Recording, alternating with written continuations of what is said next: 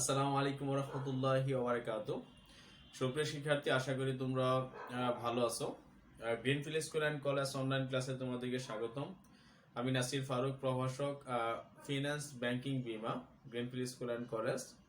আজকে তোমাদেরকে finance banking বিমা একাদশ এবং দ্বাদশ শ্রেণীর প্রথম পত্রের ষষ্ঠতম অধ্যায় অর্থাৎ দীর্ঘমেয়াদী অর্থায়ন। আমরা দীর্ঘমেয়াদী অর্থায়ন এই অধ্যায়টি থেকে আজকে এটি আমার তৃতীয় লেকচার। আমরা এর আগে দুটি ক্লাস জুম ক্লাস নিয়েছি, যেখানে আমরা দীর্ঘমেয়াদী অর্থায়ন সম্পর্কে আলোচনা করছি, থিওরি আলোচনা করেছিলাম। সেখানে আলোচনা করেছি আমরা দীর্ঘমেয়াদী অর্থায়ন কাকে বলে। যেমন দীর্ঘমেয়াদী অর্থায়নের অন্যতম উপাদানগুলো আছে, যেমন বন্ড এবং ডিবেঞ্চার।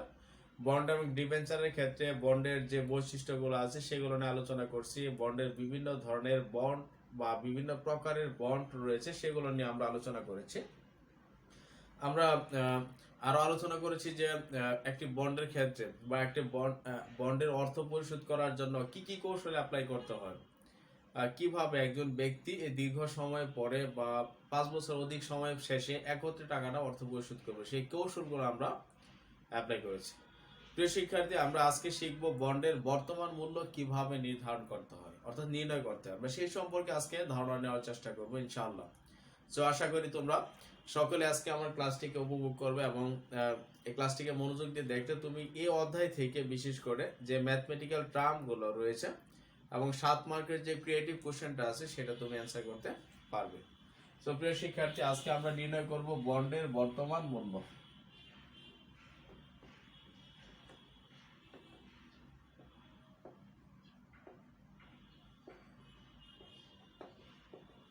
ওকে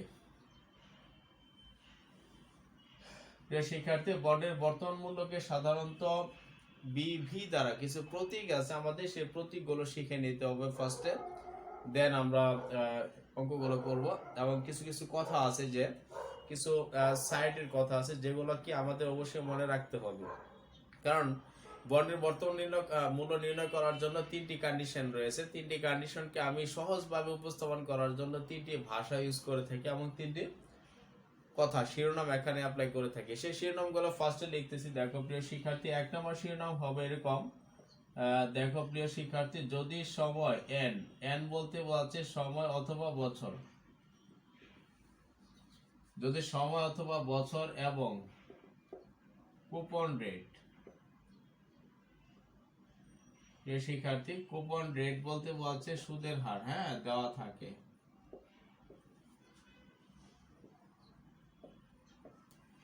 অর্থাৎ যদি একটা প্রশ্নের মধ্যে এন এর মান দেওয়া আছে এবং কুপন রেট অর্থাৎ সুদের হার একত্রে দেওয়া আছে, এই সিচুয়েশনে আমাদের যে ফর্মুলাটা অ্যাপ্লাই করতে হবে সেটা হলো, দেখো এখানে হবে value of the bond is equal interest into 1 minus 1 divided 1 plus I to the power, এখানে আমরা আই না ধরে এখানে কে ধরতে পারি, 1 plus k to the power n divided k plus এখানে MV divided 1 plus k to the power n. প্রিয় শিক্ষার্থী, আমরা এখানে কিছু প্রতীক আছে যেগুলো আমরা শিখে নেব ফার্স্টে। এখানে 1 নম্বর প্রতীক হলো বিভি, এটা বলতে বলছে বন্ডের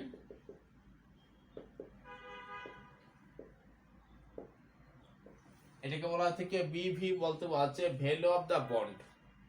ভ্যালু অফ দ্য বন্ড বলতে বলছে বন্ডের মূল্য, অর্থাৎ presence value of the bond. এটাকে রিপ্রেজেন্ট করা হয় থেকে বিভি দ্বারা, এটা শর্টলি রিপ্রেজেন্ট করা হয়ে থাকে।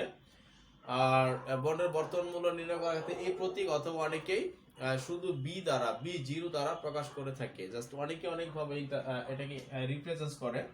2 নম্বর বলা হয়েছে, দেখো এখানে আই, আই বলতে বলছে রেট অফ ইন্টারেস্ট অথবা কুপন মূল্য।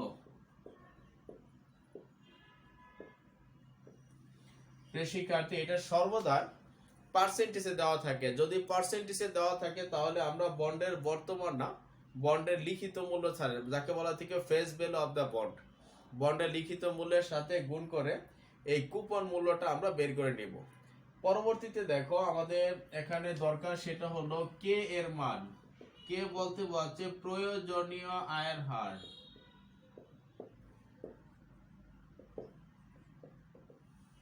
প্রয়োজনীয় আয়ের হারকে সাধারণত কে দ্বারা, অর্থাৎ cost of equity, recover rate of return, এই ধরনের কথাগুলোকে সাধারণত কে দ্বারা রিপ্রেজেন্ট করা হয়ে থাকে। আমাদের লাস্ট উপাদান আছে, দেখো এখানে এন দেওয়া আছে। এন বলতে বলছে নং অফ ইয়ার, অর্থাৎ টোটাল যে সময়টা বা বছরটা দেওয়া থাকে সেটাকে রিপ্রেজেন্ট করা হয়ে থাকে। তাহলে আমরা লিখতে পারি মোট সময় অথবা বছর লিখতে পারি। এখানে এমভি, এটার বাংলা অর্থ হলো পূর্ণ মেয়াদী মূল্য।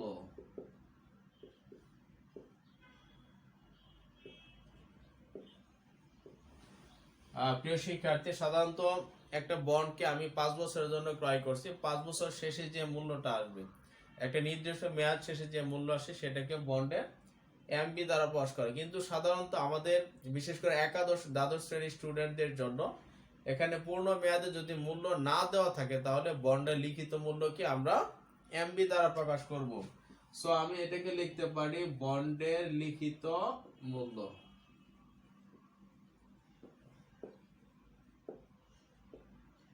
আমি আবার বলতেছি যে যদি পূর্ণ মেয়াদে কোনো মূল্য না দেওয়া থাকে দেন আমরা বন্ডের লিখিত মূল্যকে এমবি ধরবো।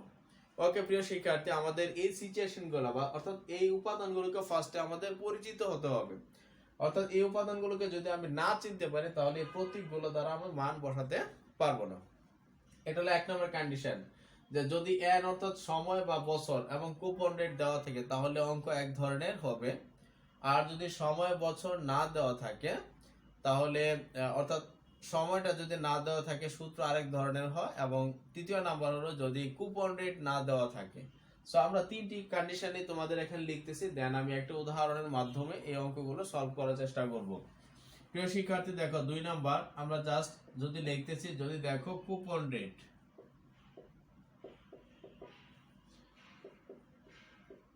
দেওয়া না হলে, তাহলে কুপন রেট যদি না দেওয়া থাকে এটাকে বলা হয় zero coupon rate. So zero coupon rate এই কথাটা না বলে আমি জাস্ট কুপন রেট দেওয়া না থাকলে ফর্মুলাটা কেমন হবে। প্রিয় শিক্ষার্থী দেখো কুপন রেট যখন না দেওয়া থাকবে তখন ইন্টারেস্টের মান জিরো হবে। সো আমি যদি জিরো দ্বারা এই সংখ্যাটাকে গুণ করি টোটাল মানটুকু টোটাল কি হয়ে যাবে, জিরো হয়ে যাবে। সো এইটুকু যখন জিরো হবে তখন আলটিমেটলি আমার এই মানটুকু শুধু থাকতেছে। সো আমি এই মানটুকু সরাসরি বসালেই পারি। সো আমি কি লিখতে পারি তখন, দেখো value of the bond is equal two maturity value divided 1 plus k to the power n।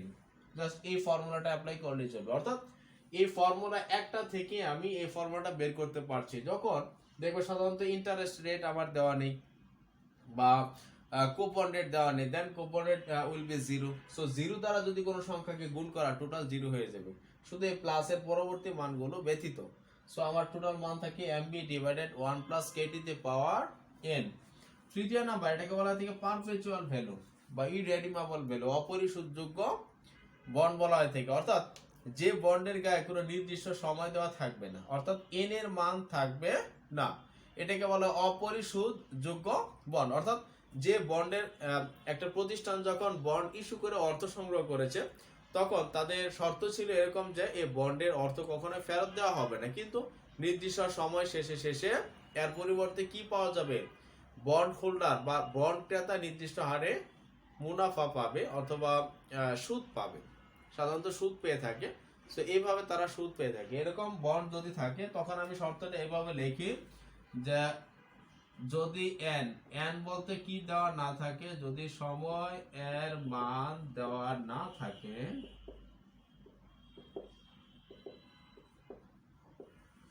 তাহলে ফর্মুলাটা হবে, দেখো value of the bond is equal two interest 1 minus 1 divided 1 plus k to the power n। Sorry, ফর্মুলাটা ভিন্ন লিখতেছি আমি। ওকে দেখো value of the bond is equal two interest divided K. Just এই ফর্মুলাটা অ্যাপ্লাই করলে আমরা বন্ডের বর্তমান মূল্য নির্ণয় করতে পারবো। সো প্রিয় শিক্ষার্থী, আমি আশা করি তোমরা এই 3টি ফর্মুলার কথাগুলো বুঝতে পারছো। আমি আবার বলতেছি, ফার্স্টে দেখো যদি এন এর মান অর্থাৎ সময় এবং কুপন রেট অর্থাৎ দুটি কন্ডিশন যখন দেওয়া থাকবে ফার্স্ট ফর্মুলা। 2 নাম্বার যদি কুপন রেট না দেওয়া থাকে তাহলে ফর্মুলা হবে দ্বিতীয়টা। তৃতীয় নাম্বার যদি এন এর মান না দেওয়া থাকে ফর্মুলা হবে তৃতীয়টা। এইভাবে 3টি ফর্মুলা অ্যাপ্লাই করে আমরা যে কোনো অঙ্কগুলোকে সলভ করতে পারবো, বিশেষ করে বন্ডের বর্তমান মূল্য নির্ণয় করতে পারি। সো প্রিয় শিক্ষার্থী, আমরা স্টার্ট করব এখন। একটি উদাহরণের মাধ্যমে আমি অঙ্ক করব।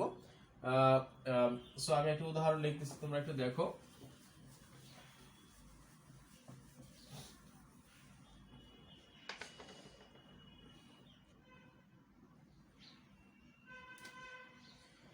বলছে দেখো, আমি একটা উদাহরণ লিখতেছি। এলপি কোম্পানি বা XYZ কোম্পানি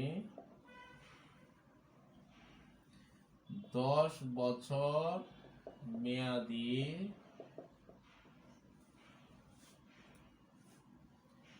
একটি বন্ড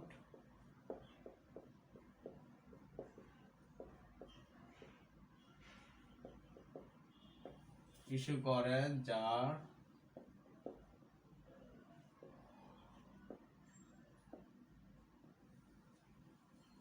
যার লিখিত মূল্য 1000 টাকা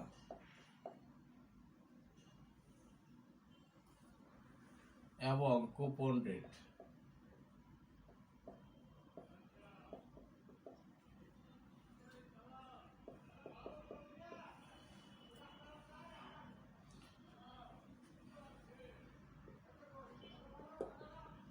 যদি সুদ বার্ষিক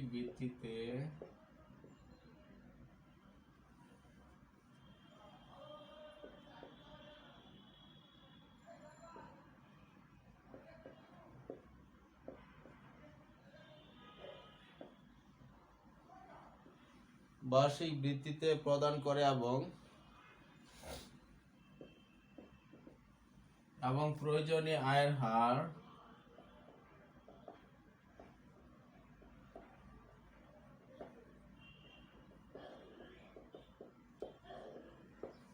10% হয়,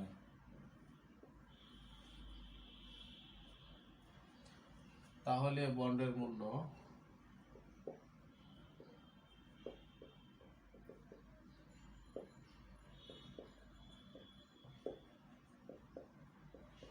ওকে। প্রিয় শিক্ষার্থী, আমরা এই অঙ্কটার মাধ্যমে তিনটে অঙ্ক করব। একটা হলো বন্ডের বর্তমান মূল্য, অর্থাৎ বন্ডের মূল্য কত হবে এটা ফার্স্টে বের করব। 2 নম্বর, যদি কুপন রেট না থাকে, এখানে কুপন রেট যদি আমি না দিয়ে থাকি তখন অঙ্কটা কিভাবে করব সেটা আমরা লিখবো। দেখো তাহলে বন্ডের বর্তমান মূল্য কত হবে। 2 নম্বর দেখো প্লিজ, আমি জাস্ট 1 নম্বর কন্ডিশন ধরি। 2 নম্বর হবে যদি কুপন রেট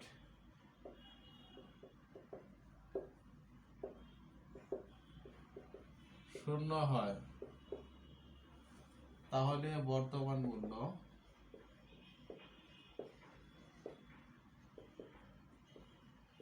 কত। 3 নাম্বার, যদি বছর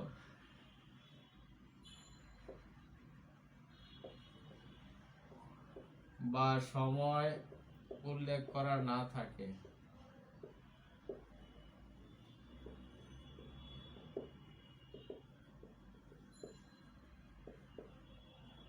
তাহলে বর্তমান মূল্য কত হবে। ওকে,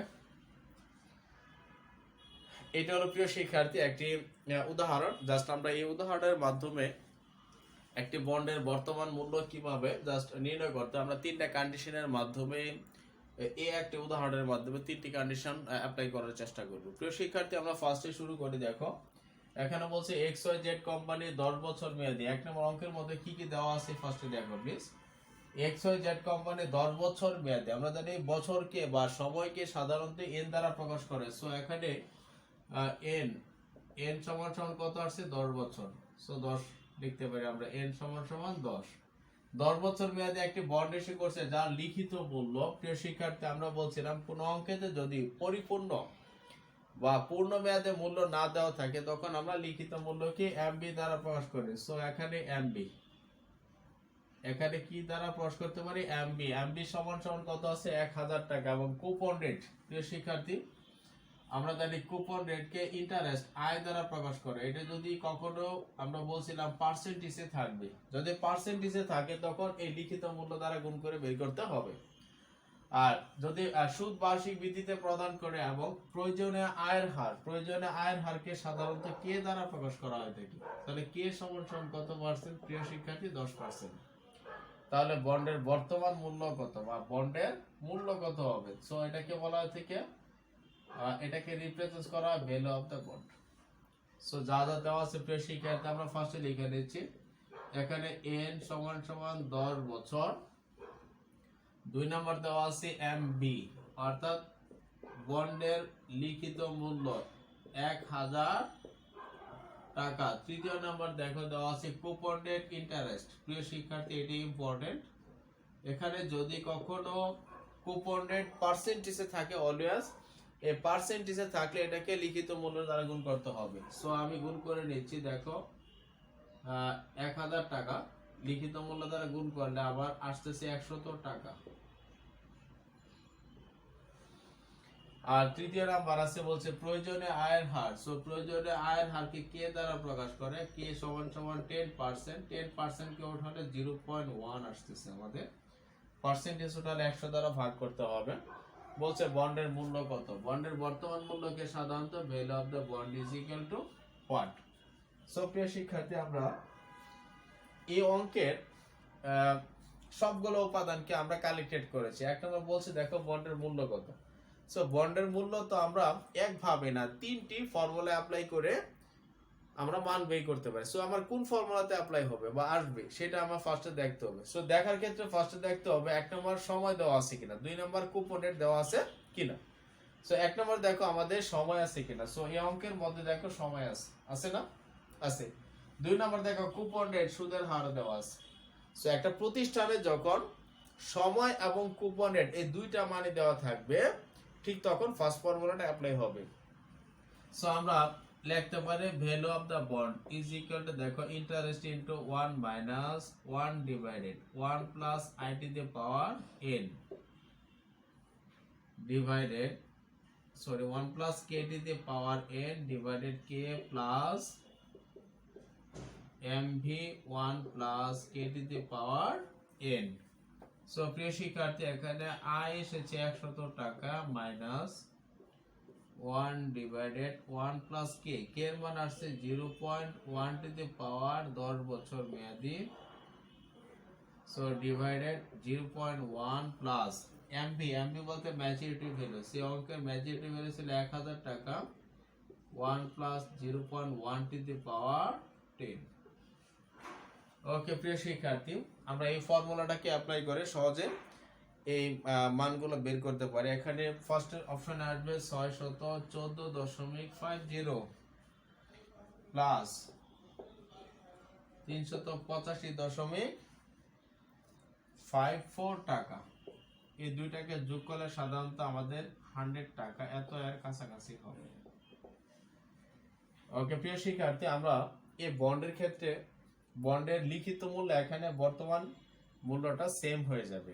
এটা কখনো জাস্ট একটি কন্ডিশনটা বলি, যদি কখনো প্রশ্নে কুপন্ডের এবং প্রয়োজনে আয়ের হার সমান থাকে তখন বন্ডের লিখিত মূল্য এবং বন্ডের ফেস ভ্যালু অর্থাৎ বন্ডের বর্তমান মূল্য এবং লিখিত মূল্য সমান হয়ে থাকে। সো প্রিয় শিক্ষার্থী আমরা এই ফর্মুলাটা অ্যাপ্লাই করে সাধারণত কি বন্ডের বর্তমান মূল্য নির্ণয় করতে পারি। সো আমরা পরবর্তীতে দেখি দ্বিতীয় নাম্বার কন্ডিশন কি বলেছিল আমাদের, সে অনুযায়ী আমরা কাজ করব। দেখো প্রিয় শিক্ষার্থী বলছে যদি কুপন রেট শূন্য হয় অর্থাৎ এখানে যদি কুপন রেট না থাকে, মনে করো যে এখানে কি আছে কুপন রেট i সমান সমান 0%। সো i যদি এখানে শূন্য হয় তাহলে শূন্য দ্বারা যদি আমি গুণ করি 1000 কে তাহলে কত টাকা আসবে। দেখো প্রিয় শিক্ষার্থী 0 টাকা। সো যদি প্রশ্নে কুপন রেট না দেওয়া থাকে তাহলে আমাদের দ্বিতীয় ফর্মুলা অ্যাপ্লাই করতে হবে। তখন ফর্মুলাটা হবে এরকম value of the bond is equal two maturity value 1 plus k to the power n। So maturity value আছে 1000 টাকা 1 প্লাস k এর মান আছে 0.1 টু দি পাওয়ার কত হবে স্টুডেন্ট 10। সো আমরা এই ফর্মুলাটা অ্যাপ্লাই করতে পারি। এখানে আসবে কত 385.34 টাকা। এইভাবে আমরা একটা বন্ডের বর্তমান মূল্য নির্ণয় করতে পারি। আমাদের আরেকটা কন্ডিশন ছিল, সেটা হলো যদি প্রশ্নের সময়ের মান দেওয়া না থাকে অর্থাৎ যদি এখানে বছর না থাকতো, যদি একটি কোম্পানি XYZ কোম্পানির n এর মান নেই, একটি নেই, শুধু XYZ কোম্পানি একটি বন্ড ইস্যু করেন যার লিখিত মূল্য 1000 টাকা এবং কুপনের 10% যদি সুদ বার্ষিক ভিত্তিতে প্রদান করে এবং প্রয়োজনীয় আয়ের হার 10% হয়, তাহলে বন্ডের মূল্য কত হবে? যদি এই কন্ডিশনটা দেওয়া থাকে স্টুডেন্ট, তাহলে তোমার দেখো স্টুডেন্ট, এখানে যদি এন এর মান না থাকে, সব কন্ডিশন দেওয়া আছে, সব দেওয়া আছে, তাহলে ইজি আমরা একটা ফর্মুলা অ্যাপ্লাই করে বন্ডের বর্তমান মূল্য নির্ণয় করি। সেটা হলো, যদি কখনো এন এর মান না থাকে, তখন সূত্রটা হলো I divided K. So I কত পার্সেন্ট ছিল? 100 টাকা, আর কে এর মান কত আসছে স্টুডেন্ট? 0.1। সো এটা দ্বারা ভাগ করলে সাধারণত কত? 1000 টাকায় আমার চলে আসতেছে। এটাই হলো কি আমাদের অ্যান্সার। ওকে প্রিয় শিক্ষার্থী, আমরা জাস্ট এইভাবে বা এই ফর্মুলাগুলো অ্যাপ্লাই করে একটি প্রতিষ্ঠানের বন্ডের বর্তমান মূল্য নির্ণয় করতে পারি। সো আজকে আমি 3টি কন্ডিশন, অর্থাৎ একটা বন্ডের 3টি দিক নিয়ে আলোচনা করেছি তোমাদের সাথে। সো আশা করি তোমরা এটাকে সহজেই তোমরা বুঝতে পারছো। এনাদার কনফিউশন যদি থাকে, তারপরে তোমরা জাস্ট আমার সাথে ডিসকাস করবে, অথবা মেসেঞ্জারে, অথবা তুমি আমাকে এসএমএস এর মাধ্যমে কমেন্টস করে বলতে পারো যে আমি এই টপিকটা বুঝতে পারি না। যদি না বুঝতে পারো, সেটা সম্পর্কে আমি অবশ্যই আবার ডিটেলস আলোচনা করব। এই বলে আজকে আমার লেকচার শেষ করছি। সবাই ভালো থাকো, সুস্থ থাকো। আল্লাহ হাফেজ। আসসালামু আলাইকুম ওয়া রাহমাতুল্লাহ।